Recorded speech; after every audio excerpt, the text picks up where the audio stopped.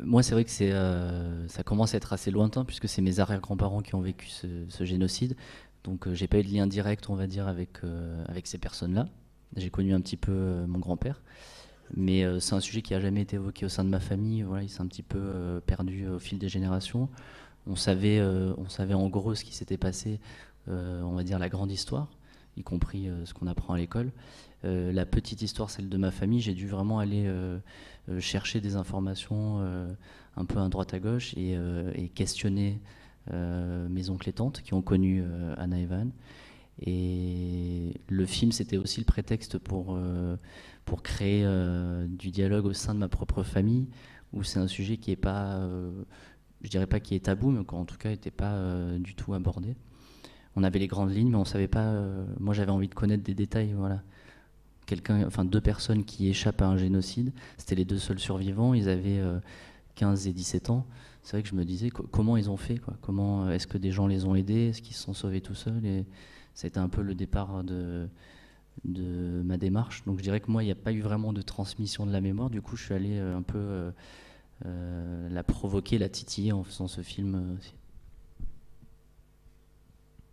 Oui, enfin, oui, si vous voulez, moi c'est un petit peu différent. D'abord parce que Le Voyage en Arménie est qui est le film que j'ai fait à ce sujet-là, jusqu'à celui que vous allez voir ce soir, mais est une fiction d'abord. Donc qui à ma connaissance, à part des emprunts de noms, en fait, de noms et de prénoms,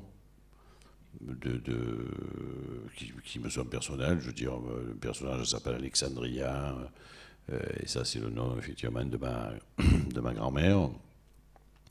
Donc à part quelques clins d'œil comme ça en fait à ma famille, je n'ai pas fait un travail comme je viens de le voir là, le plus précis possible avec les sources qui existent, ou plutôt avec les sources qui n'existent pas, pour aller rechercher,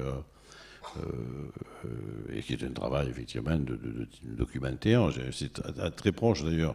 J'ai trouvé du travail qu'avait fait Serge il y a quelques années. Vous l'aviez vu, non? Oui. Oui, ouais, bien sûr, c'était Ouais, la même démarche. voilà, et qu'il avait fait. Il avait fait même 2 fois à 10 ans d'intervalle. Il est allé retourner 2 fois dans le même village et où il avait constaté que dans le même village, la deuxième fois, des traces avaient disparu. Mais il avait la preuve qu'elles étaient là auparavant, puisqu'il les avait filmées 10 ans auparavant. Donc il mettait sous le nez pas des autorités, mais je crois des maires, en fait, la preuve qu'il lui mentait, puisqu'il disait, regardez, j'étais là il y a 10 ans et j'ai filmé. Voilà. Donc je trouve que c'est des démarches, évidemment, qui sont extrêmement importantes et qui contribuent, mais de manière différente de ce que fait la fiction, moi je dirais, je me méfie du mot mémoire, c'est-à-dire moi je dirais, c'est pas tellement reconstituer la mémoire. La mémoire, elle s'est construite au fil du temps parce qu'il ne restait que la mémoire, puisqu'évidemment, comme dit l'adage, l'histoire est écrite par les vainqueurs, aux vaincus il ne reste que la mémoire. Donc il ne restait que la mémoire, mais cette mémoire-là, au fond, la mémoire d'aujourd'hui, elle s'est construite au fil du temps. Elle s'est construite sur 100 ans. Donc là, le film que je viens de voir participe à nouveau de la construction de cette mémoire-là. Mais cette construction de la mémoire nous permet de faire l'histoire, en fait. Voilà. Moi, même le mot devoir de mémoire est un mot qui, des fois, me gêne un peu. D'abord, c'est le droit, et c'est pas le devoir. Et puis, c'est le devoir d'histoire. Donc, c'est le devoir de dire la vérité, la justice. Parce que la mémoire, évidemment, par définition, la mémoire, ça déforme. Donc, d'ailleurs, l'histoire bouge et elle est infinie aussi. L'histoire, elle est aussi infinie que l'avenir. Donc, c'est un travail qui doit être constant, parce que c'est un travail que l'humanité doit fournir pour en permanence chercher à s'améliorer par la fiction, par le documentaire, etc. Oui, de confronter, finalement, de se confronter. Et juste un mot sur l'histoire de l'arménité, c'est vrai que je crois qu'il faut... bon, en tout cas, moi, si j'ai fait un jour un film sur cette question-là, ce n'est pas qu'une affaire d'âge, ce n'est pas que parce que je devenais vieux, mais c'est aussi parce que cette question, depuis, mettons, pour aller vite, 25-30 ans, je veux dire, tout le monde ne parle que d'identité. Je veux dire, hein, c'est lié à beaucoup de choses, mais c'est vrai que, à mon goût, on en parle beaucoup trop. Et surtout, c'est pas qu'on en parle trop, c'est que cette idée, bon, qui sommes-nous, etc., voilà, cette idée très générale d'ailleurs, je ne sais même pas si c'est un concept tellement en fait, intéressant, l'identité, moi, voilà, pour tout dire. Mais en tout cas, les gens qui ont travaillé cette question-là sont tous des intégristes, voilà, des essentialistes, des intégristes, voilà, et tout ça, des communautaristes, enfin, je sais pas, voilà, tous ces monistes. Donc, grosso modo, tous les gens qui parlent d'identité, qui est peut-être un concept bidon, hein, faudrait vraiment réfléchir à ça. Mais enfin, les philosophes le font, enfin, moi, je suis pas, c'est pas non plus mon métier, tout à fait. Je me suis dit que c'était bien, face à tous ces gens-là, que je m'en mêle un peu aussi, moi, voilà. Moi qui suis de gauche et qui dit que c'est peut-être bidon tout ça, qu'il faut réfléchir, qui dit que peut-être qu'on connaît son identité le jour de sa mort, parce qu'on peut mesurer effectivement quelle a été notre vie. Au fond, je crois que moi, je saurai mon identité le jour où je mourrai. Voilà, on pourra dire, tiens, ce type-là a fait ça, ça et ça, a vécu là, là et là. Donc son identité, c'est sa biographie. Mais si c'est sa biographie, elle est forcément, j'allais dire, oui, elle est ou très tardive ou posthume. Donc tout ça, si c'est pour être, c'est toujours pour être régressif, quoi. C'est toujours pour être en arrière. Alors j'ai presque envie de dire, et Dieu sait si ça vaut pour les Arméniens, que l'origine, c'est pas d'où l'on vient, c'est d'où l'on part. Voilà, pour utiliser une formule. Pardon. Alors juste, merci pour ce film, Arnaud. C'était vraiment très frappant, émouvant. Et puis on revoyait tous ces concepts, tous ces clichés qu'on a, mais qu'on le voit sur le terrain. Tous ces tabous. Donc si vous voulez avoir un malaise dans une famille turque, vous parlez dit arménien, et puis de suite on voit la réaction. Donc on a bien vu des gens qui étaient gênés, hein, on sentait que le tabou était là dans la population. Après aussi on l'a vu auprès de ce jeune intellectuel qui savait de quoi il s'agissait, hein, il le dit après en off. Moi, il me semble qu'il y a quand même une chose à laquelle il faut qu'on fasse attention, c'est la politique d'État de l'État turc qu'il y a eu, qui se poursuit jusqu'à aujourd'hui, et la position de la population qui a été à laquelle on a falsifié l'histoire, on leur a appris une autre histoire, et donc ils se trouvent un peu pris en otage. Et puis, bon, il y a le poids de l'histoire, il y a la distance. Donc c'était très intéressant de retrouver toute cette complexité à travers ce voyage. Je voulais juste savoir, ces gens-là, donc tu les as interviewés de façon au hasard, ou comment vous avez fait pour trouver ces familles En fait, c'est un travail qui a débuté en 2013. J'ai commencé à écrire le film dans une résidence en Ardèche de documentaire. Et à cette époque-là, j'ai fait des repérages en Turquie, à Istanbul et dans la région d'Erzincan. Et à ce moment-là, j'ai rencontré pas mal de villageois qui ont accepté sur le papier de faire le film. À ce moment-là, j'étais seul avec un traducteur. Et quand je suis retourné sur place, donc 1 an et demi après, c'était en décembre 2014, certains avaient quitté les villages, c'est des villages qui sont quasiment abandonnés, et d'autres avaient changé d'avis entre-temps. Quand je suis arrivé avec une équipe de tournage, et puis aussi avec des gendarmes qui étaient là pour un peu nous encadrer, nous surveiller, ça effrayait pas mal de gens. Donc j'ai dû refaire mon casting, on va dire, sur le moment. Et les 5 témoignages qu'on a dans le film, c'est les 5 qu'on a eus sur la période de tournage. On est resté 10 jours. Et voilà, c'est vraiment des rencontres qui n'étaient pas du tout préparées. C'est pour ça qu'on filmait, on le voit dès le début de mon entrée chez ces personnes, qui acceptaient évidemment de participer au film. Et à partir de ce moment-là, on laissait tourner jusqu'à mon départ, en espérant qu'il se passe quelque chose. Et du coup, donc, il y avait des autorisations, vous étiez avec des gendarmes, ou c'était quoi le but officiel de la démarche ? Oui, c'est vrai qu'avec ma productrice, on s'est posé la question pendant de longs mois, et on a décidé de jouer la franchise. Donc on a envoyé une demande d'autorisation au ministère de la Culture en Turquie. sans tricher sur le projet, en enlevant le terme génocide parce qu'on savait que ça serait rédhibitoire, mais en tout cas en disant qu'on allait faire un film sur les Arméniens de cette région. Et j'ai été convoqué à l'ambassade de Turquie à Paris par un conseiller culturel pour défendre mon projet, le rassurer sur mes intentions. Et quand je lui ai exposé ma démarche, qui est plutôt pacifique, je pense, à ma grande surprise, il a accepté, en tout cas il a fait un retour au ministère turc qui a accepté le tournage. Je crois que c'est le premier film qui traite vraiment frontalement de ce sujet qui obtient cette autorisation. Donc ça fait partie aussi de ce double discours qu'on peut retrouver en Turquie. D'une part, on accepte qu'un film se fasse, et quand on est arrivé, on nous a fait comprendre qu'on n'était pas les bienvenus, qu'en tout cas on allait devoir surveiller un petit peu nos paroles. Donc on a été accueillis par 5-6 gendarmes qui nous ont suivis à la trace pendant les 3-4 premiers jours. Donc là, clairement, il s'est quasiment rien passé au niveau du tournage, puisque les villageois étaient effrayés. C'est une région dans laquelle il y a eu pas mal de terrorisme jusqu'au début des années 2000. Donc c'est vrai que la présence militaire, elle n'est pas très acceptée. Et au bout de quelques jours, on a réussi à avoir un dialogue avec eux, à leur faire comprendre, grâce au traducteur, qu'on avait besoin d'un peu d'espace. Donc ils nous attendaient à l'entrée des villages, et ça nous permettait d'aller à la rencontre des gens sans présence armée. Donc voilà, un petit peu un double discours, une autorisation assez historique, et puis d'un autre côté, c'était pas si simple. À partir de quel moment vous avez eu cette idée du film processuel, d'aller d'un lieu à l'autre, presque une performance, ou est-ce que vous avez vraiment marché d'un lieu à l'autre, ou est-ce que c'était simplement lorsqu'on vous filmait? Est-ce qu'il y avait vraiment ce processus? Oui, ça c'était quasiment le premier élément du film, avant qu'il y ait le tableau, avant qu'il y ait la thématique des justes. Il y avait cette idée de refaire les 42 km.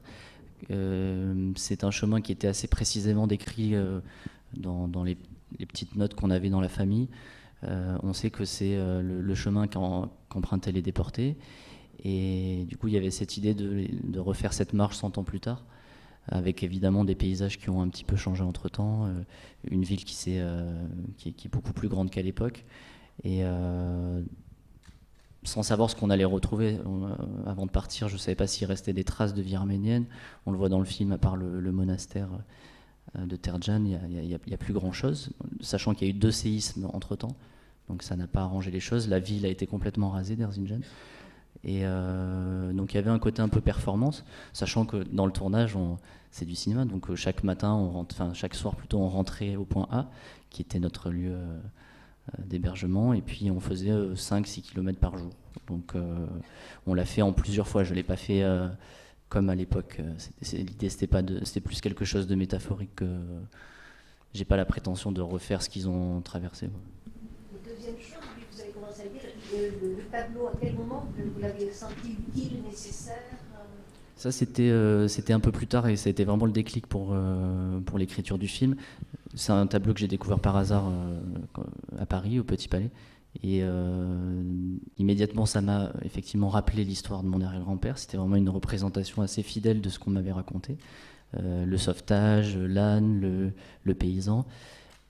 Et dans un second temps, je me suis dit que ça pouvait être intéressant de l'utiliser non seulement comme objet symbolique, mais aussi comme un outil vraiment de communication pour reprendre ce que disait Robert sur le film de Serge Avedikian. Et lui, à l'époque, ça avait été très difficile, sa confrontation avec les villageois, avec le maire. Voilà, il est arrivé en disant, voilà, je suis un peu là pour parler du génocide, pour parler de ma famille. Les gens étaient du coup tout de suite dans une posture un peu de défense. Donc je me suis dit, il faut que je trouve peut-être un élément plus ambié pour pas arriver chez les gens et directement parler du sujet sensible. Donc le tableau, ça me permettait de les faire parler. On voit dans le film, parfois ils viennent d'eux-mêmes à évoquer 1915, 1920, et voilà, c'était...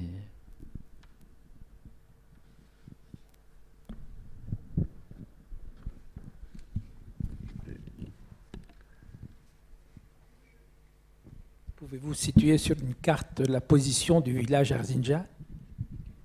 Où est-ce qu'il se trouve exactement? On va dire centre-est, à 400 km de la frontière avec la Syrie. Voilà, c'est à 2 Ok. heures vol d'avion d'Istanbul. Quelle est la ville la plus proche? Bah, Erzincan, c'est la plus grande ville. Voilà, c'est vraiment une ville de 200 000 habitants. Voilà, et donc c'était Kemar, donc qui est maintenant un village, c'était vraiment l'un des principaux lieux de déportation en 1915. C'est à l'est de Sivas, non? À l'est et un peu au nord de Sivas. Pour l'anecdote, c'est la ville où est né Segomen Tehlirian. Qui est fait que, pour ceux qui ne connaissent pas, que vous verrez dans le film ce soir. Parce que je vois que C'est un teasing. Segomen Tehlirian, c'est ce jeune homme qui a tué Talat Pacha à Berlin en 1921. Enfin, voilà. Ben, non, je croyais que beaucoup de gens C'est une connaissaient. bonne. Mais moi, j'étais surpris quand j'ai vu Erzincan. Pour moi, je pense toujours à Segomen Tehlirian. Et c'est vrai que la photo, c'est saisissant, le tableau, pardon. Voilà. J'étais surpris d'ailleurs, parce qu'au début, il est cadré, il est très petit dans l'image, et comme il raconte exactement il montre exactement plutôt ce que vous avez raconté. Sur le coup, je dis, mais une photo de cette scène, et puis en fait, j'avais vu le tableau aussi dans une exposition, donc j'ai reconnu assez vite que c'était le tableau de Corot, c'est ça? Non, pas Corot, Aimé Moreau. non, Moreau. Ouais. Et que j'avais vu dans une expo aussi sur les réalismes, c'est ça, hein, et ça, du coup, ça devient une idée récurrente, vachement superbe. Ouais. Qui fonctionne très bien, ouais. Une archive, ça devient une archive, en fait. Ouais, ma tante, elle a cru que c'était une photo. Mais Au oui, début, elle croyait que c'était. Oui, surtout que ces peintres-là, c'est l'école réaliste qui fait de la photo, quoi, qui a une peinture, photographie, qui est justement d'ailleurs. Enfin, Il s'était inspiré méconnu. d'une région, voilà, avec ses paysages. Il avait vraiment pris des photos. Enfin, il s'était basé sur des choses très concrètes pour reproduire très précisément. Ouais. C'est un peintre français. Je voulais vous dire, je trouve votre film très très beau, indépendamment de ce qu'il dit, et j'aime beaucoup cette... Pardon. Donc je répète, je trouve votre film très beau, vraiment, et vous avez trouvé, une forme qui convient à cette espèce de démarche archéologique aussi que vous faites sur les paysages, marchés, les cailloux, les bâtiments détruits. Et j'ai été très touchée dans votre film quand vous montrez le cimetière arménien. C'est un cimetière arménien, je crois. C'est pas vraiment. Pas non, tout à fait. En l'occurrence, je crois que c'est un cimetière juif qui est à l'abandon à Istanbul. Voilà. Et en fait, c'est les deux personnages qui sont un peu dans cette quête de leur propre ancêtre, qui en fait, dont la tombe a été recouverte par une route. Et Voilà. donc, en fait, il se balade dans ce quartier où il était enterré, tout en sachant qu'ils ne retrouveront pas la tombe, mais c'était quelque chose d'assez... c'était un peu un miroir avec ma propre démarche. C'est-à-dire que leur arrière-grand-père, donc qui a sauvé des Arméniens, il n'a pas de reconnaissance, et au contraire, sa mémoire a été vraiment effacée. Donc voilà, mais ce cimetière, c'est un cimetière juif, quoi, à Istanbul, on le voit à l'abandon. Il n'y a plus personne qui vient se recueillir. Alors, c'est curieux parce que ça m'a fait penser au cimetière juif de Weißensee, qui est à Berlin, et qui est aussi un cimetière à l'abandon, puisqu'on sait très bien qu'entre 1933 et 1945, il n'y a pas de juifs qui sont morts en Allemagne. Voilà, et je trouve que c'est une image très forte, là. Merci pour le film, j'aime vraiment beaucoup le film. Merci.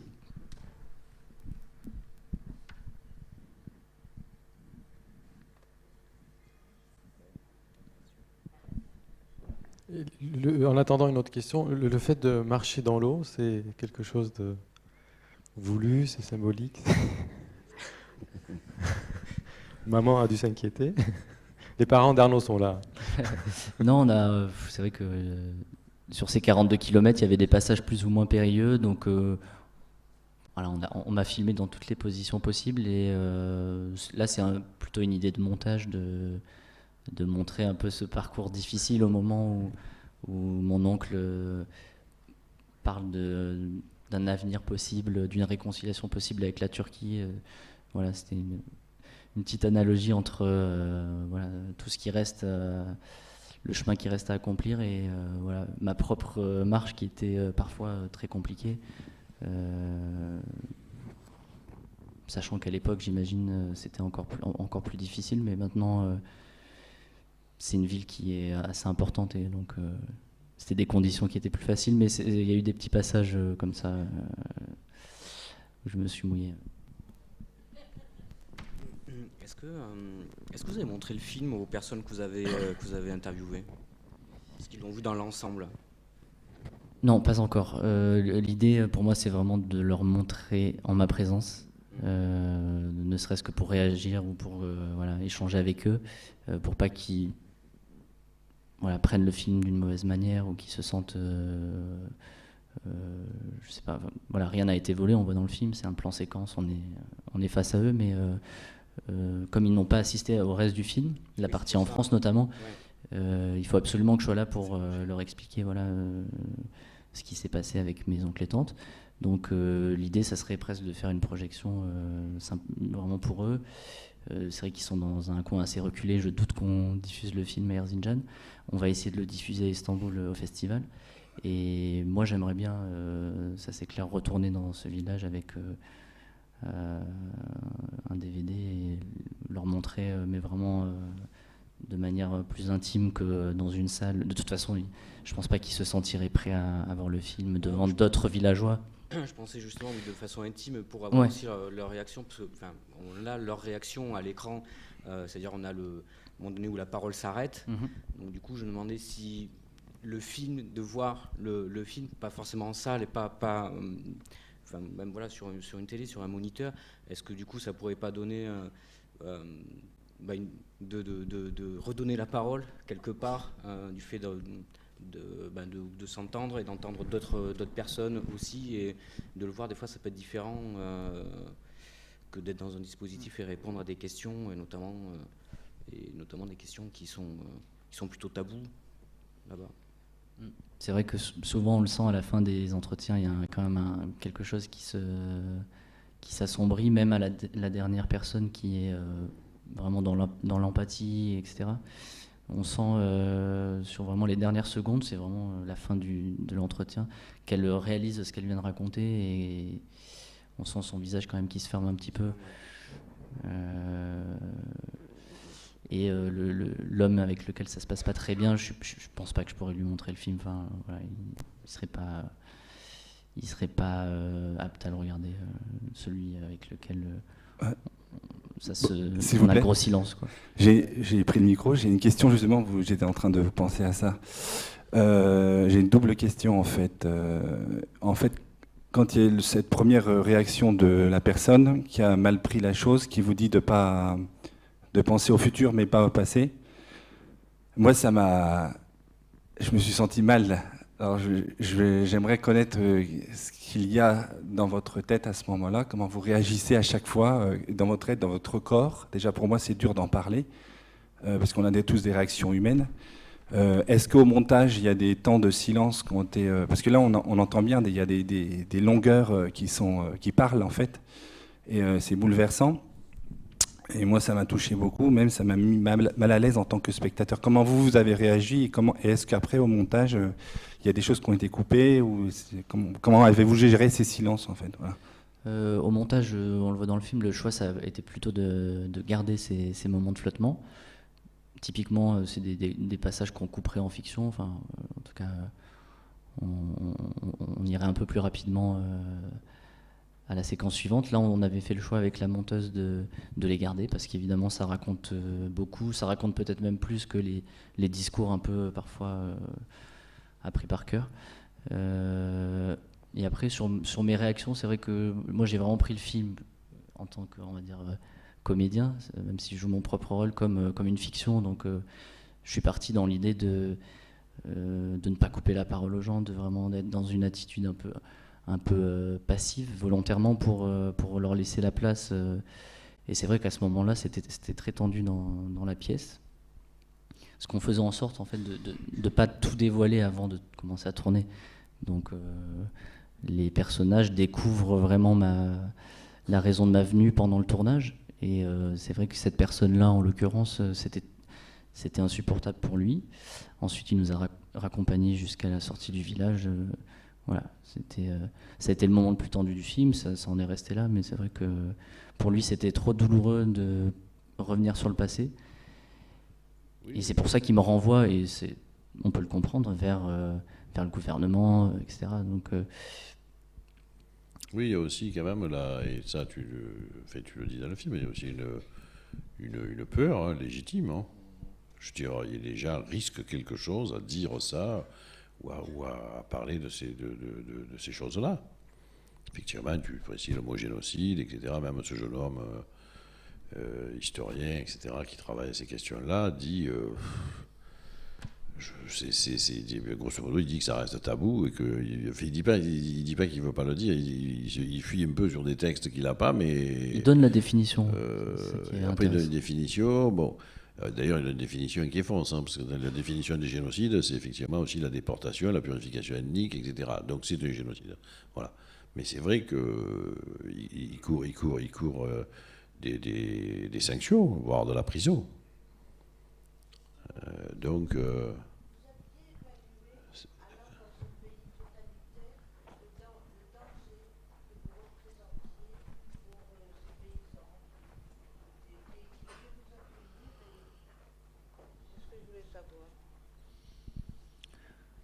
Oui, c'est pour ça que au début, avant de filmer les gens, voilà, on leur expliquait quand même qu'on allait parler du sujet des Arméniens sans rentrer plus dans les détails. Et comme on le voit, on les filme chez eux, donc c'était vraiment on avait pris la décision de voler aucune image, donc il fallait que ce soit très clair. C'est pour ça que le dispositif est vraiment minimaliste. Et à la fin de chaque entretien, effectivement, on demandait aux gens si voilà, ils étaient OK pour être dans le film. On leur précisait que c'était un film pour le cinéma, parce que là-bas, il y a un peu une peur de la télévision. Donc c'est souvent ça qui leur faisait souci.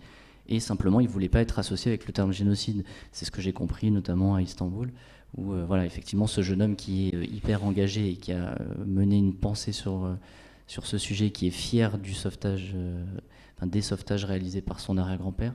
Même lui, il a ce blocage qui est effectivement une peur des représailles, une peur de cette loi, de cet article 301. Donc ça, c'est vrai que je l'ai senti. C'est pour ça que, parce que j'ai tourné d'abord la partie à Istanbul et après la partie en Anatolie, c'est vrai qu'une fois sur place, j'ai fait en sorte, on le voit dans le film, de ne pas prononcer le mot génocide. Non pas pour moi, évidemment, mais pour pas mettre en péril les personnages et le traducteur du film aussi, qui vit en Turquie et qui s'est engagé à faire ce film sans utiliser ce terme, parce que pour lui, ça le met en danger, ou ça peut mettre en danger sa famille. Et globalement, je ne suis pas allé en Turquie pour obtenir ce mot. Enfin, je savais que je ne l'obtiendrais pas. Donc, j'ai pas cherché à insister. Je l'ai utilisé seulement pour ce jeune homme, parce que je pensais qu'avec lui, ça pourrait passer.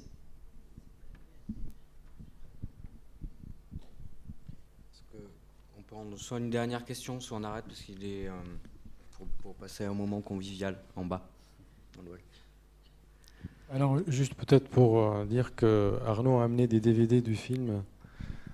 Voilà, si jamais vous voulez l'offrir à un proche qui n'a pas pu venir ce soir, ils sont à l'accueil de la Cinémathèque. Et les films seront dans les salles ou il est déjà sorti ? Le film, il n'a pas de distributeur, mais on a fait une petite sortie pour l'instant à Paris, donc dans une salle, depuis le 16 septembre.